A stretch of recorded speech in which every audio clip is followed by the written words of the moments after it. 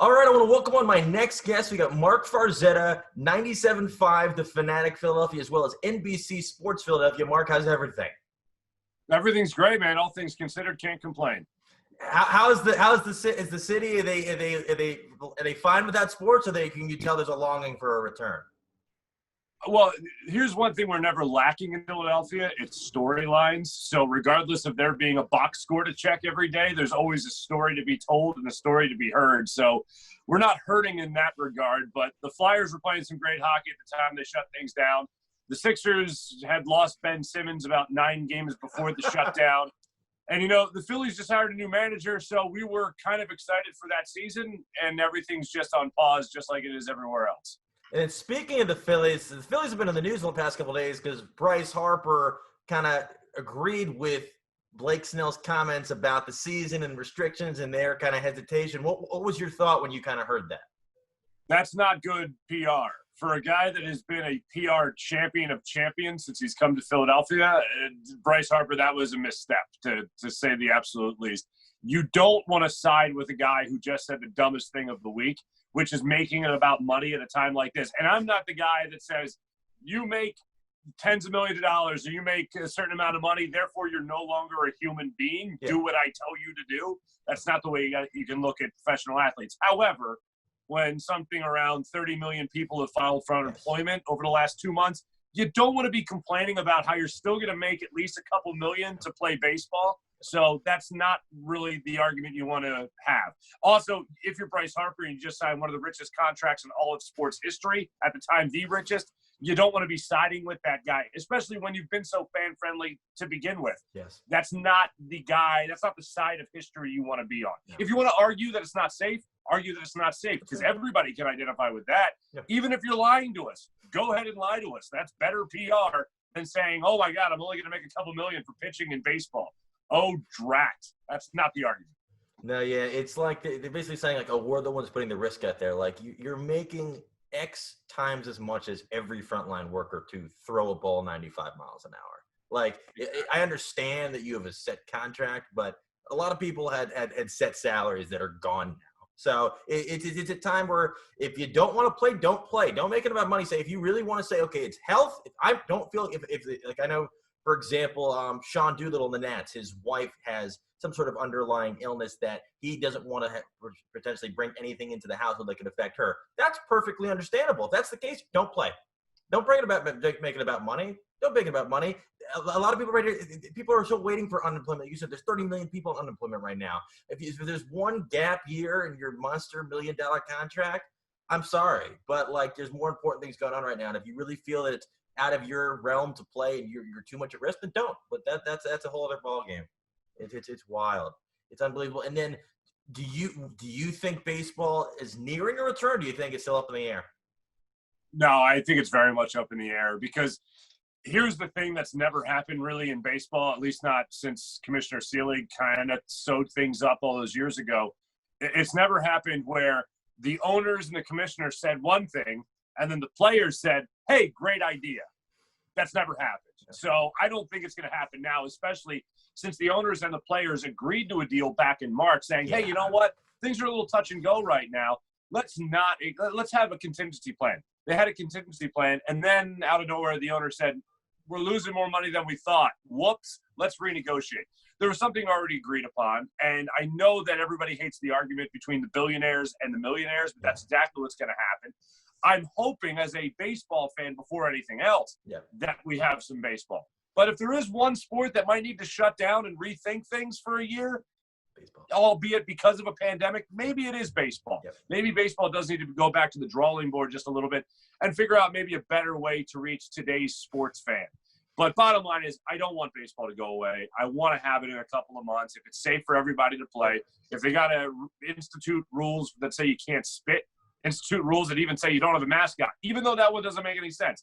Even if they're saying you have to show up to the ballpark as they are, show up to the ballpark dressed in your uniform already for the first time since you were in T-ball. Big deal. Do it. Do it. I played rec basketball for like 8 years. We showed up there. There's no problem. We showed up there with our uniform. There's no problem. I know there was trying. It looks cool. It's like you just show up and you're ready to go. I don't see a big problem with it at all. But, yeah, I think they said that if baseball can – I think people will give them the respect they need if they try and it doesn't work out. But if they don't try, not because of health reasons but for finances, I think that's a bad blemish that's going to take a long time to go away. Yeah, the sport will die. I mean, it's not going to go away forever because there's still that much more money to be made in the returning year. Yeah. But it's going to be what happened during the strike, but tenfold, because one of the things you have to keep in mind, and like I do a radio show every day, and it's not a big deal, but to some people it is a big deal. Some people look forward to us as a sense of normalcy. Yeah. And during the pandemic, I haven't taken time off because I want to make sure I'm there for my audience. Yeah. Hopefully in a month, I'll be able to take some time off when people kind of go back to their old norm. But as of right now, this is the time, especially in the sports world, where people are looking for that outlet. Not necessarily a distraction, but an outlet. And that's what you provide in the sports world, whether it be the broadcasting end of it or whether it be the ownership end of it or the playing end of it. That's something that you can't really turn a blind eye to. And if you go away because of financial reasons, then that's something that people will look at as, hey, you abandoned me in my time of need. And it'll take even longer than the strike of 94 to bring people back to the game. Yeah, like if they were making the salaries, like I remember the old NBA guys, like back like Wilt, when a lot of those guys when they were working second jobs, and you want to, then you have a gripe. That's totally understandable. When you're making 10 and not 8 to 9 figures, you really don't have much of an argument. I'm sorry. No, yeah, no, yeah, but it's wild. And then so flipping over to basketball, so we're talking about Sixers were kind of. The season really hasn't gone as planned. I think when they brought in Horford, you re-signed Tobias Harris, bring in Josh Richardson, higher expectations, but they're starting to sort of get a groove going. You know they're going to be a tough out in the playoffs. When the NBA does return, how do you see that season coming about? I don't think that the Sixers are going to come back better than what they did before. Now, the saving grace is that Ben Simmons was, like I mentioned before, he was out for the last, 9 games before the shutdown happened. He had a nerve impingement in his back. He played in the All-Star game, came back, played a game, or missed a game, and then came back for a Milwaukee game that he only played about 5 or 6 minutes before leaving the game in agony. Like, literally, it was in so much pain in his back. How you let him play in that game to begin with is just beyond me, but leave it there. I don't know how to figure out the Sixers medical staff. I haven't figured it out for the last decade or so I'm not going to all of a sudden do that. But nonetheless, you're going to get him back, so you'll be a better team in that regard, but they still had issues. A lot of Sixers fans, a lot of media members, myself included, fell back on a phrase that was their best basketball is in front of them. You have to believe their best basketball is in front of them. Maybe it is. Maybe you get a Ben Simmons healthy. Maybe you get Matisse Thybulle hitting the reset button on a rookie season after he started to hit that all-too-famous rookie wall. Maybe that's what happens. But long story short, when you face the upper echelon teams in any type of tournament, whether that be the Raptors in your own conference or even the Bucks, you're going to have struggles because your point guard, as great as Ben Simmons is, as much as he's proven already in his young career, he's still the type of guy that needs to have a little bit of an outside game, a mid-range game. Not Steph Curry, not nothing like that. That's crazy. But just a threat to have guys come out and cover him away from the basket so he can open up things down low for Joel Embiid. Joel Embiid's already said that the reason he's not under the basket as much is because Ben needs room to drive. You have a head coach in Brett Brown that's literally called in, according to Jackie McMullen of ESPN, literally called in Ben Simmons' parents and said, if he doesn't shoot from the outside, I'm going to bench him. Like, what are we, like 8th grade? That's what's going to happen? Now, nothing has been followed up on. So when you're a head coach like Brett and you make that more or less threat, whether or not you said it in a threatening tone or not, that thought's out there. If you don't back it up, well, then why am I going to listen to you? And Ben has also come out in that same piece and said that he needs someone to motivate him. Yeah. Professional athletes. I think we learned, if you watch The Last Dance, how petty motivation can be. Some guy told Michael Jordan, hey, great game. And he was like, I got something for you next time. Like, he didn't even say it. Really? He didn't even say it either. Exactly. He made it. And Simmons, because I remember over the summer that video came out and he was like dominating those 4th graders in that pickup court. I'm like, people are like, oh, he's got it now. And I'm like, do you see the size of these kids?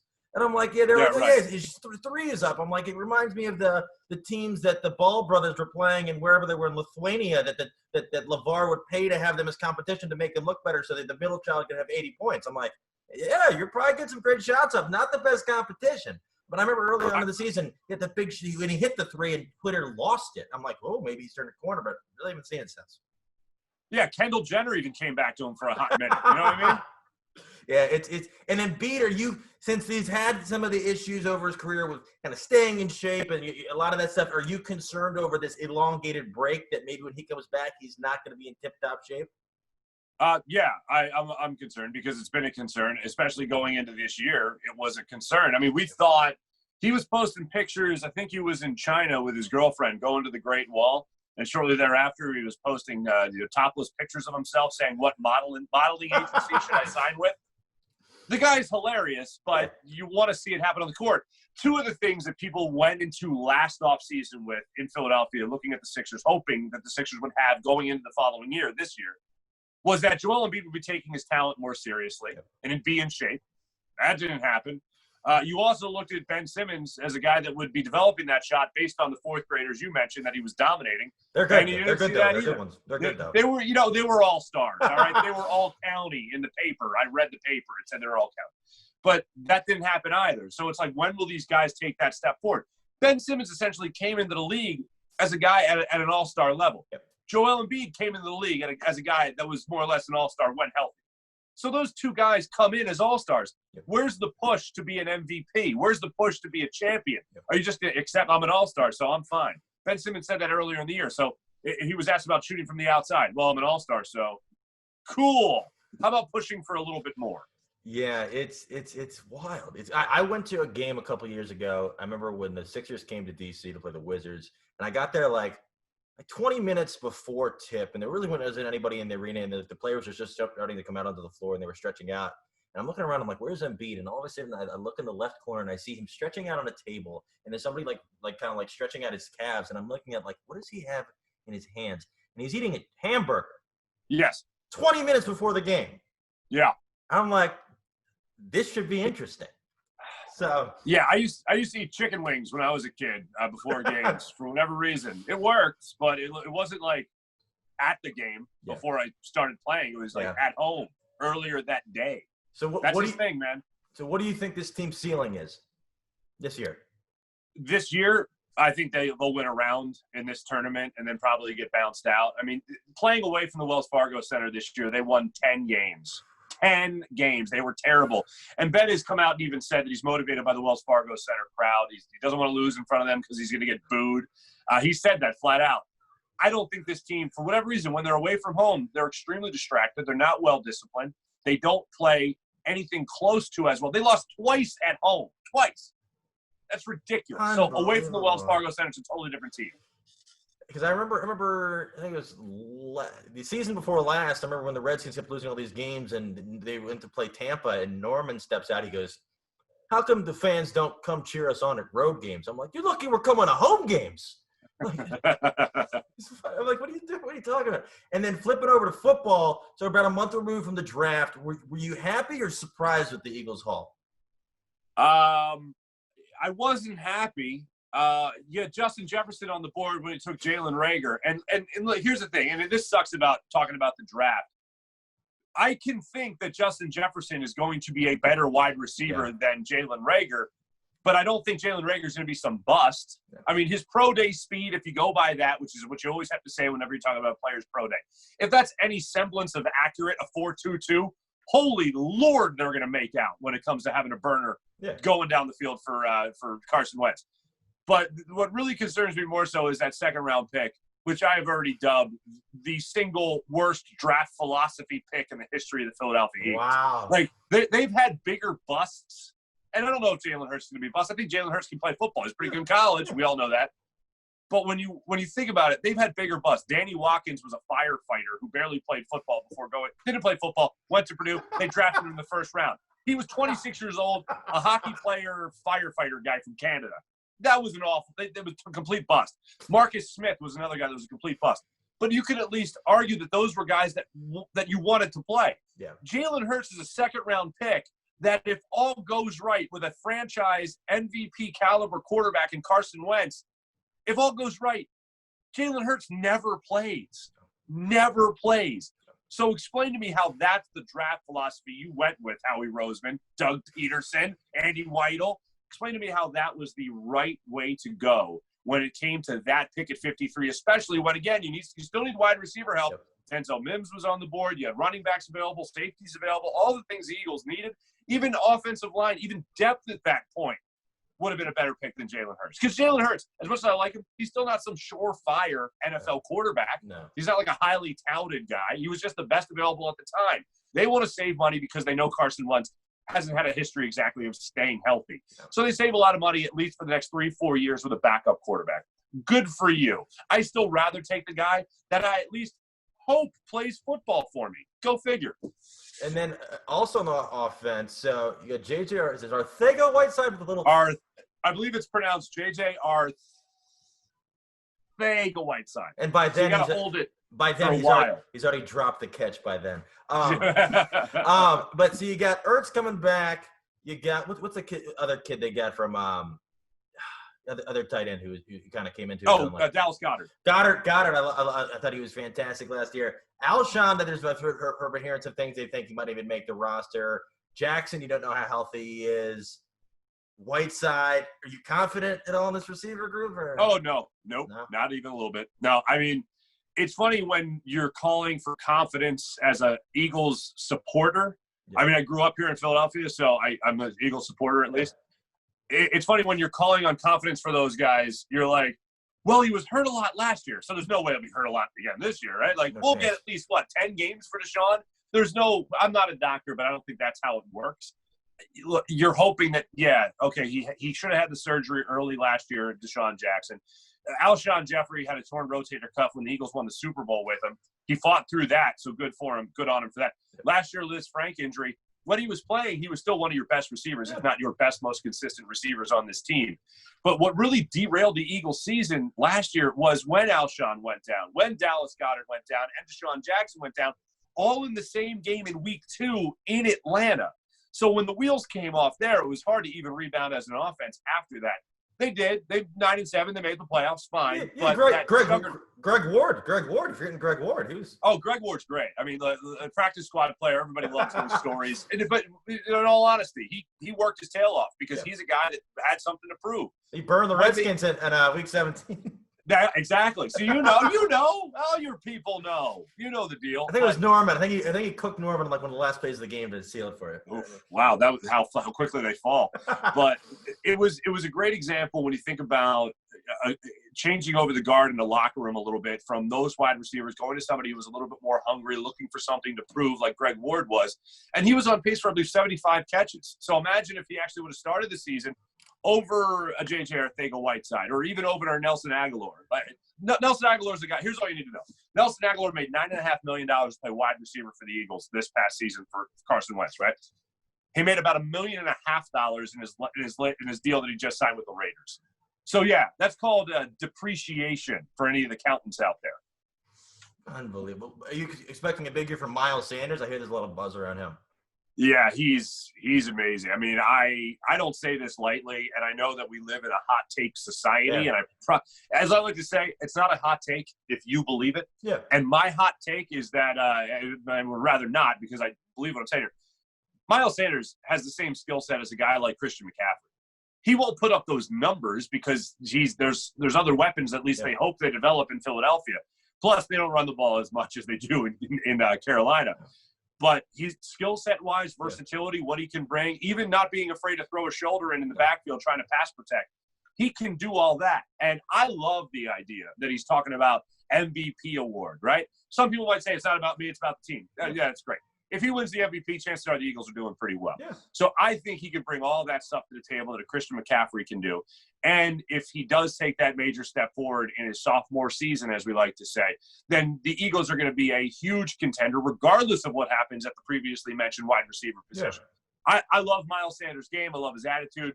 He's a good dude. Oh, cool. He's fun to be around when you can interview him in the locker room. And he has an amazing, amazing amount of talent that he likes to display on the football field. And I think one of the other holes that they did fill that I've been waiting for them to do when they brought in Darius Slay, because that cornerback position has been a need for a while now. Are you happy they got him kind of locked in? 1,000%. I mean, put it this way: Jim Schwartz's defense, he doesn't like the blitz.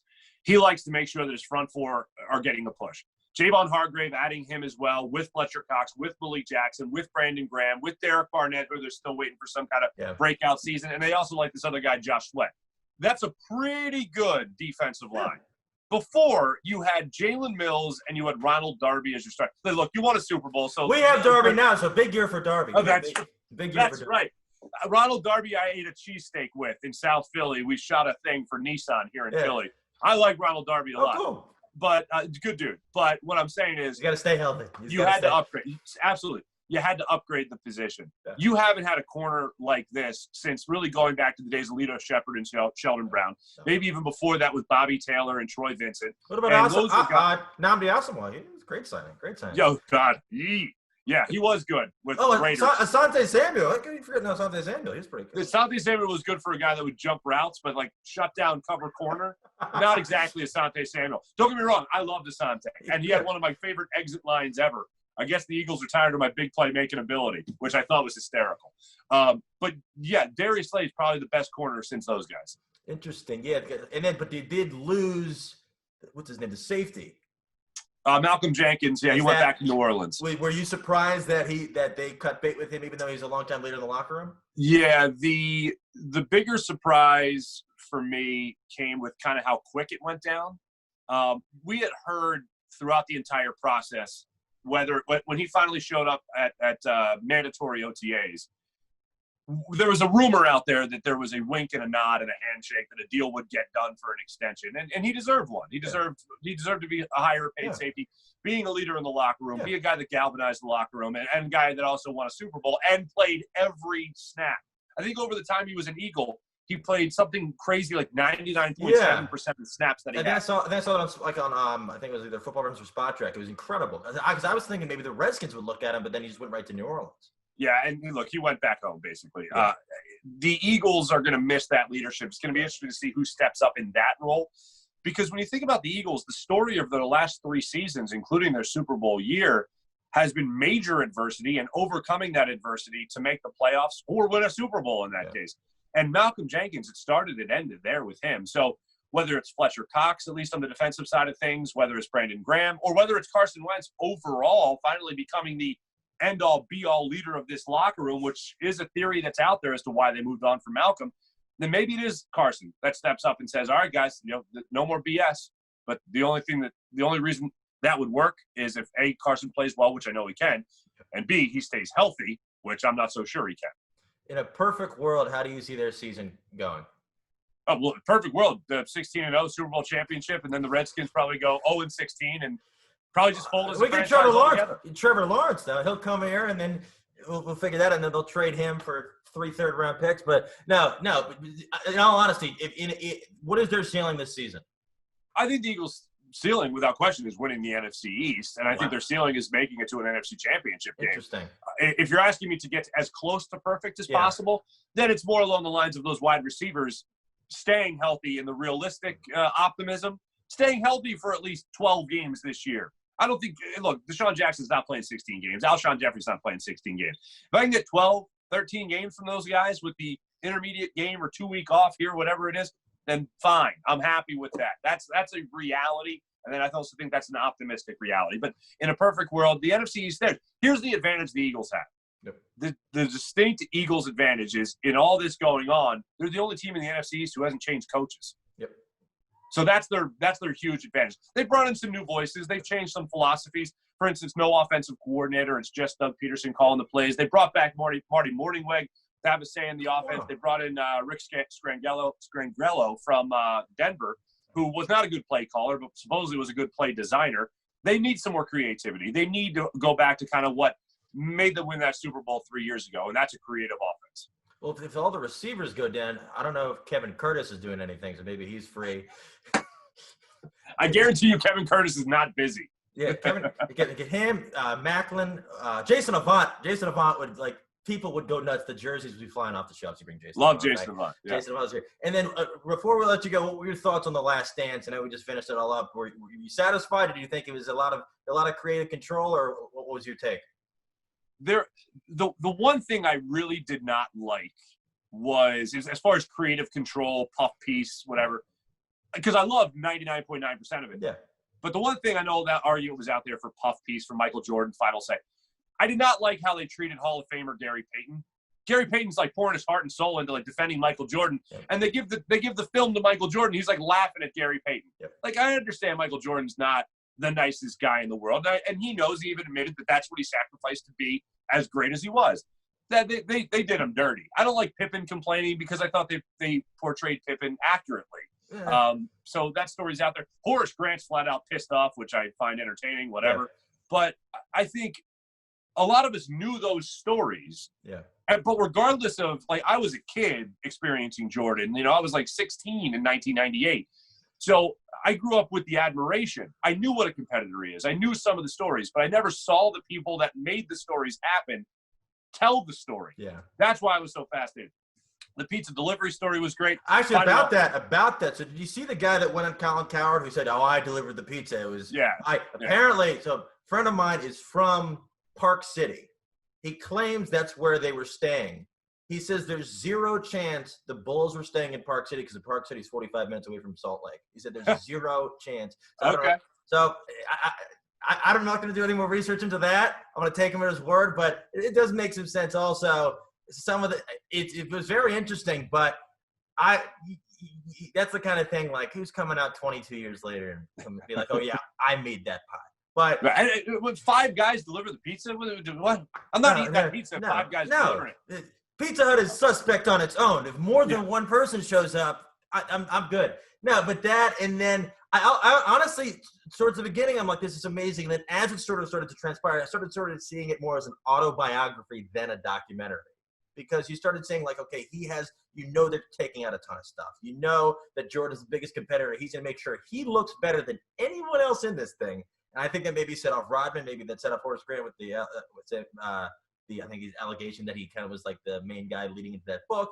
But I thought it was great in its entirety. You kind of saw Jordan at his core, especially for a generation of people that never saw him. You could see how dominant he was. But I thought it was really, really great. It was very interesting. The security guard buying away after he hit with the quarter, by far the best moment. The Sniff brothers. There needs to be a documentary just on the Sniff brothers. I heard that they didn't put it in there, but the guy with the Jerry curl, apparently they did interview him before he passed away in January. They didn't put it in, because I thought that was very shocking. Like, he was the breakout star. Like, he was incredible. Oh, damn, man. Yeah, he was a breakout star. Yeah, right, yeah.